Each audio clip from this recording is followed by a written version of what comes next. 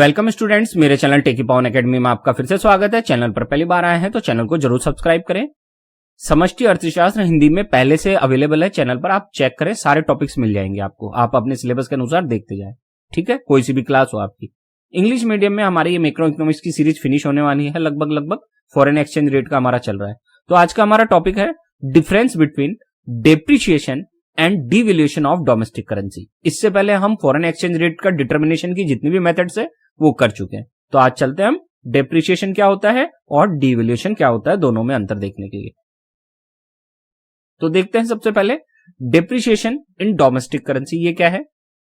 Depreciation of the domestic currency occurs when the value of the domestic currency decreases. ध्यान दें, depreciation के case में क्या होगा? जो हमारी डेप्रिशिएशन के केस में जो डोमेस्टिक करेंसी की वैल्यू है वो क्या होगी? डिक्रीज होगी। ध्यान रखो, वैल्यू ऑफ डोमेस्टिक करेंसी क्या होगी? डिक्रीज होगी। किस केस में? Depreciation. In the international money market because of the market forces of supply and demand of the foreign currency. और ऐसा क्यों हो रहा है? क्यों हो रहा है? जब फॉरेन करेंसी की डिमांड एंड सप्लाई के कारण क्या होता है, जो डोमेस्टिक करेंसी की वैल्यू है वो अगर डिक्रीज होती है तो उसे हम डेप्रिशिएशन कहेंगे। मैं रिपीट कर रहा हूं, जब फॉरेन करेंसी की डिमांड एंड सप्लाई के कारण डोमेस्टिक करेंसी की वैल्यू डिक्रीज हो तो उसे हम क्या कहेंगे? डेप्रिशिएशन। ठीक। When the exchange rate increases in this system the value of the domestic currency decreases. इस सिस्टम में क्या होता है? जो फॉरेन एक्सचेंज रेट है वो तो क्या होती है? इंक्रीज होती है, और डोमेस्टिक करेंसी की वैल्यू क्या होती है? Decrease. Because there is an inverse relationship between the value of the foreign currency and the value of domestic currency. इसमें हो रहा क्या है? देखो, पिछले वीडियो में मैंने बताया था कि foreign exchange rate FER is equal to होता है value of foreign currency VFC, ठीक है। और इनका अपोजिट होता है डोमेस्टिक करेंसी की value, value of domestic currency VDC। It means अगर FER इंक्रीज होती है तो VFC value of foreign currency क्या होगी? इंक्रीज। तो DFC वो VDC क्या होगी? VDC होगी हमारी डिक्रीज होगी, ठीक है। और अगर FER डिक्रीज होगी, FER डिक्रीज होगी, फॉरेन एक्सचेंज रेट अगर डिक्रीज होगी तो वैल्यू ऑफ फॉरेन करेंसी वो क्या होगी? डिक्रीज होगी। तो उसका परिणाम क्या होगा? जो वैल्यू ऑफ डोमेस्टिक करेंसी है वो क्या होगी? इंक्रीज।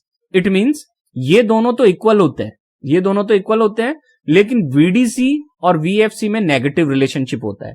VFC डिक्रीज होती है तो VDC इंक्रीज होती है, और अगर VFC इंक्रीज होती है तो VDC डिक्रीज होती है, नेगेटिव रिलेशनशिप, ठीक है। फिर आगे देखते हैं हम, this increases exports and decreases imports. जब डेप्रिशिएशन होता है डोमेस्टिक करेंसी की वैल्यू में, उससे हमारे एक्सपोर्ट क्या हो जाते हैं? इंक्रीज हो जाते हैं। क्यों? क्योंकि जो परचेजिंग पावर है फॉरेन करेंसी की वो बढ़ जाती है, तो हमसे सामान ज्यादा खरीदेंगे तो हमारे एक्सपोर्ट इंक्रीज हो जाएंगे, और इंपोर्ट क्या हो जाएंगे? डिक्रीज, क्योंकि वो कॉस्टली हो जाता है हमारे लिए। The government plays no role. सबसे इंपॉर्टेंट बात, डेप्रिशिएशन तब होता है जब गवर्नमेंट कोई रोल प्ले नहीं करती। सारा का सारा रोल कौन प्ले कर रहा है? Market forces, demand and supply of the foreign currency. अब नेक्स्ट है डिवैल्यूएशन इन डोमेस्टिक करेंसी, देख लेते हैं। When the value of domestic currency is intentionally decreased bye the government in the form of foreign currency, it is called devaluation. ध्यान दें, यहां जो सबसे इंपॉर्टेंट वर्ड आया है वो है इंटेंशनली। भाई, डोमेस्टिक करेंसी की वैल्यू में क्या हो रहा है? डिक्रीज हो रहा है। डोमेस्टिक करेंसी की वैल्यू क्या हो रही है? डिक्रीज हो रही है। लेकिन किसके कारण? गवर्नमेंट ने जानबूझकर इंटेंशनली ये क्या किया है? डिक्रीज किया है। तो इसे हम क्या कहेंगे? डिवैल्यूएशन। जब गवर्नमेंट इंटेंशनली डोमेस्टिक करेंसी की वैल्यू को डिक्रीज करे तो उसे हम डिवैल्यूएशन के नाम से जानते हैं। And to do this the central bank buys foreign currency as per the requirement. अब डिवैल्यूएशन के केस में गवर्नमेंट क्या कर रही है? इंटेंशनली क्या कर रही है? हमारी वैल्यू, डोमेस्टिक करेंसी की वैल्यू को घटाने का प्रयास कर रही है, डिक्रीज कर रही है। तो गवर्नमेंट क्या करेगी? उसके लिए जितनी भी फॉरेन करेंसी की एक्सेस सप्लाई है वो सब बाय कर लेगी, जिससे क्या है? फॉरेन करेंसी की वैल्यू इंक्रीज हो जाएगी, और हमारी डोमेस्टिक करेंसी की वैल्यू क्या हो जाएगी? डिक्रीज हो जाएगी। समझ रहे हैं कि जैसे ही सेंट्रल बैंक फॉरेन करेंसी की एक्सेस सप्लाई को खुद खरीदेगा तो जैसे ही उसकी डिमांड इंक्रीज हो जाएगी तो फॉरेन करेंसी की वैल्यू क्या हो जाएगी, वो क्या हो जाएगी, इंक्रीज हो जाएगी। तो हमारी जो डोमेस्टिक करेंसी की वैल्यू क्या हो जाएगी, डिक्रीज हो जाएगी। ठीक, due to which its excess supply decreases, excess supply decrease हो जाएगी and the price of foreign currency increases, और फॉरेन करेंसी की जो प्राइस है वो इंक्रीज हो जाएगी। Devaluation of the domestic currency increases the value of foreign currency. तो हमने देखा डिवैल्यूएशन से क्या होता है, डोमेस्टिक करेंसी इंक्रीजेज होती है, value of foreign currency, devaluation के कारण डोमेस्टिक करेंसी की वैल्यू डिक्रीज होती है और फॉरेन करेंसी की वैल्यू क्या हो जाती है, increase, decreases the value of domestic currency. तो डिवैल्यूएशन से क्या हुआ, देखो डिवैल्यूएशन से क्या हुआ, इंक्रीज तो क्या हुआ है, वैल्यू ऑफ फॉरेन करेंसी, और डिक्रीज क्या हुआ है, डिक्रीज हुआ है value of domestic currency. Deliberate devaluation is done to increase exports and decrease imports. और ये डेलिबरेट डिवैल्यूएशन क्यों किया जाता है, ये इंटेंशनली क्यों किया जाता है, एक्सपोर्ट्स को इंक्रीज करने के लिए और इंपोर्ट्स को डिक्रीज करने के लिए। हमने इंडिया ने कई बार डिवैल्यूएशन किया हुआ है, ठीक है ना, अपनी डोमेस्टिक करेंसी का, जिससे एक्सपोर्ट हमारे इंक्रीज हुए थे। The market forces of supply and demand plays no role. सबसे इंपॉर्टेंट बात कि डिवैल्यूएशन के केस में जो सप्लाई एंड डिमांड है उसकी मार्केट फोर्सेस का कोई रोल नहीं होता, उनका किसी प्रकार का कोई रोल नहीं होता, गवर्नमेंट ही सारा रोल प्ले करती है। अब इसका कंक्लूजन देख लेते हैं हम, तो देखते हैं कंक्लूजन क्या कहता है। In both depreciation and devaluation the foreign exchange rate and the foreign currency increases. तो डेप्रिसिएशन के केस में या डिवैल्यूएशन केस में, दोनों ही केस में क्या हो रहा है, देखो foreign exchange rate and value of foreign currency दोनों ही इंक्रीज होती है। समझ रहे, चाहे डेप्रिसिएशन हो या डिवैल्यूएशन हो, दोनों ही केस में फॉरेन एक्सचेंज रेट इंक्रीज हो जाएगी, या हम कहें कि value of foreign currency increase हो जाएगी, while the value of the domestic currency decreases. और जो वैल्यू ऑफ डोमेस्टिक करेंसी है वो क्या होती है, डिक्रीज। समझ रहे हैं कंक्लूजन क्या कह रहा है, चाहे आप डेप्रिसिएशन होए इकोनॉमी में या डिवैल्यूएशन होए, दोनों ही केस में value of foreign currency increase होगी, फॉरेन एक्सचेंज रेट इंक्रीज होगी, लेकिन value of domestic currency decrease होगी। But depreciation takes place in a flexible exchange rate system driven by the forces of demand and supply.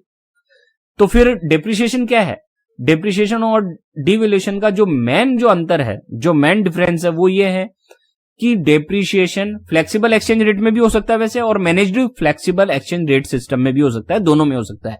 लेकिन ये होता क्यों है, ये जब मार्केट फोर्सेज होती है ना, डिमांड एंड सप्लाई, जब उसके कारण हमारी करेंसी की वैल्यू डिक्रीज हो, ध्यान देना, जब डिमांड एंड सप्लाई जो फॉरेन करेंसी है उसके कारण जब हमारी करेंसी की वैल्यू डिक्रीज हो, तब जाके हम उसे कहेंगे डेप्रिसिएशन। तो फिर डिवैल्यूएशन क्या है, whereas devaluation is done deliberately by the government in a fixed exchange rate system. और डिवैल्यूएशन भी फिक्स्ड एक्सचेंज रेट सिस्टम में भी हो सकता है और मैनेज्ड एक्सचेंज रेट सिस्टम में भी हो सकता है, दोनों में हो सकता है। लेकिन कब होता है, जब गवर्नमेंट इंटेंशनली ये काम करे, इसमें मार्केट का रोल नहीं होता। फिर मार्केट का रोल नहीं होगा, किसका रोल होगा, गवर्नमेंट जब जानबूझ के या इंटेंशनली हमारी करेंसी की वैल्यू को क्या करे, डिक्रीज करे, तब उस केस में हम डिवैल्यूएशन कहेंगे, ठीक है। Depreciation always determines the new equilibrium exchange rate. Depreciation से हमेशा क्या होगा, आपको नई इक्विलिब्रियम एक्सचेंज रेट मिल जाएगी। क्यों मिल जाएगी, क्योंकि ये मार्केट फोर्सेस से हो रहा है, डिमांड एंड सप्लाई से नया इक्विलिब्रियम पॉइंट आ जाएगा और आपको न्यू इक्विलिब्रियम एक्सचेंज रेट मिल जाएगी। लेकिन whereas devaluation can not always determine the new equilibrium exchange rate. लेकिन डिवैल्यूएशन से जरूरी नहीं है कि new equilibrium exchange rate determine हो सकता है वापस से वही आ जाए एक्सचेंज रेट पुरानी वाली। क्यों, क्योंकि डिवैल्यूएशन आप जानबूझ के कर रहे हैं इंटेंशनली, और जो फॉरेन करेंसी की सप्लाई है उसके ऊपर आपको कंट्रोल करना पड़ेगा, तब जाके आपका ये डिवैल्यूएशन सक्सेसफुल होगा, अदरवाइज फेल होके वापस से इक्विलिब्रियम पुराने पॉइंट पे आ सकता है। तो कंक्लूजन हमारा क्या निकला, पूरा का पूरा कंक्लूजन ये है कि डेप्रिसिएशन एंड डिवैल्यूएशन दोनों ही केस में foreign exchange rate and value of foreign currency वो तो होगी इंक्रीज, जबकि value of the domestic currency क्या होगी, डिक्रीज। ठीक, दूसरा अंतर क्या निकल के आया, डिफरेंस क्या निकल के आया कि डेप्रिसिएशन तो मार्केट फोर्सेस के कारण होता है, ठीक है, मार्केट फोर्सेस जो है demand and supply foreign currency की, उसके कारण होता है, जबकि डीवैल्यूएशन मार्केट फोर्सेस के कारण नहीं होता है, वो गवर्नमेंट रोल प्ले करती है उसमें, और गवर्नमेंट डिक्रीज करती है डोमेस्टिक करेंसी की वैल्यू को इंटेंशनली, तब जाके उसे हम डीवैल्यूएशन कहते हैं। उम्मीद है आपको ये छोटा सा टॉपिक अच्छा लगा होगा, समझ में आया होगा। चैनल को जरूर सब्सक्राइब करें। Thank you. स्टूडेंट्स, मेरे 2 चैनल हैं, एक है टेकी पावन एकेडमी, दूसरे का नाम है इंफॉर्मेशन टेक्नोलॉजी सेंटर। यूट्यूब के हैं दोनों चैनल। टेकी पावन एकेडमी पर आपको सारा एजुकेशनल कंटेंट मिलेगा इकोनॉमिक्स के बारे में, और इंफॉर्मेशन टेक्नोलॉजी सेंटर पर आपको share market, NPS, CCS NPS rules, PPF, fixed deposit schemes, gold investment schemes, SBI schemes, post office की स्कीम्स, एमएस एक्सेल की मास्टर सीरीज, कंप्यूटर और मोबाइल के सॉल्यूशंस और बेस्ट इन्वेस्टमेंट प्लान की 100% सही और संपूर्ण जानकारी मिलेगी। तो आप मेरे दोनों चैनल जरूर सब्सक्राइब कर लें। आज का पूरा वीडियो देखने के लिए आपका बहुत बहुत धन्यवाद।